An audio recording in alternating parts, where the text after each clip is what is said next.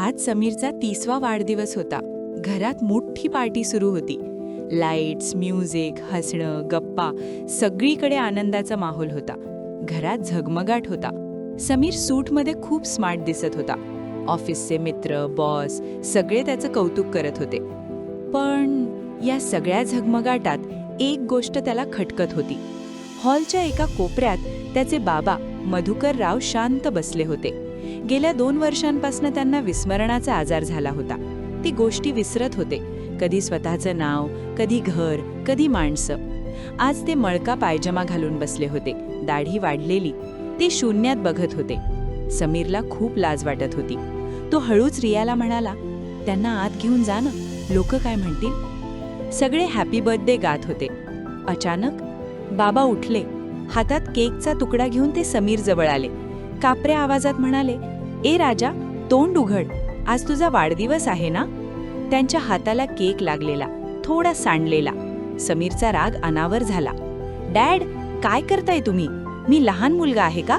लोकांसमोर काय तमाशा लावलात? सगळीकडे शांतता पसरली. बाबा घाबरले.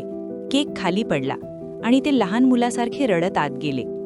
रात्री 12 वाजता रिया घाबरून ओरडली, समीर, बाबा खोलीत नाहीत. खिडकी उघडी होती. बाबा घरातून निघून गेले होते.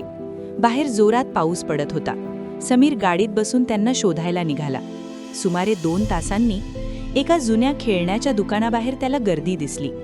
तो जवळ गेला आणि घाबरला. बाबा पावसात भिजत बसले होते, कपडे चिखलाने माखलेले, डोक्यातून रक्त येत होतं. समीर रागाने म्हणाला, इथे काय करताय तुम्ही? बाबांनी त्याच्याकडे पाहिलं, पण ओळखलंच नाही. काका, मला मारू नका, मी दुकान उघडायची वाट बघतोय. कशासाठी? बाबांनी खिशातून काही नाणी काढली. एक चुरगळलेली 5 रुपयांची नोट. आज माझा समीर 5 वर्षांचा झालाय. त्याला लाल गाडी हवी होती. आज मी दिवसभर भीक मागून पैसे जमा केले. दुकान उघडलं की मी गाडी घेणार. त्या क्षणी समीरच्या डोळ्यातून अश्रू उघळू लागले. तो 30 वर्षांचा झाला होता, पण त्या क्षणी तो पुन्हा एकदा 5 वर्षांचा झाला होता. बाबांच्या मनात तो अजूनही लहानसा राजा होता. समीर गुडघ्यावर बसला. बाबांना घट्ट मिठी मारली. बाबा, मीच तुमचा समीर आहे. बाबांनी त्याला ओळखलं नाही, पण त्याच्या डोक्यावरून हात फिरवला. रडू नकोस बाळा, तुला गाडी मिळेल. दुसऱ्या दिवशी समीरने सगळी महागडी गिफ्ट्स बाजूला ठेवली आणि एक छोटी लाल खेळण्याची गाडी आणि 20 रुपयांची नाणी जपून ठेवली.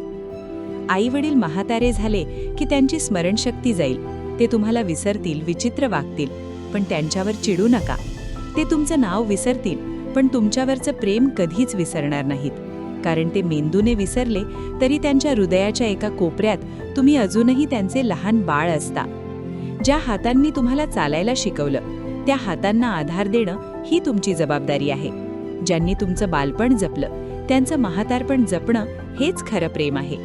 जर ही कथा तुमच्या मनाला स्पर्श करून गेली असेल तर हा व्हिडिओ लाईक करा आणि अशा हृदयाला भिडणाऱ्या गोष्टींसाठी चॅनल सबस्क्राईब करा.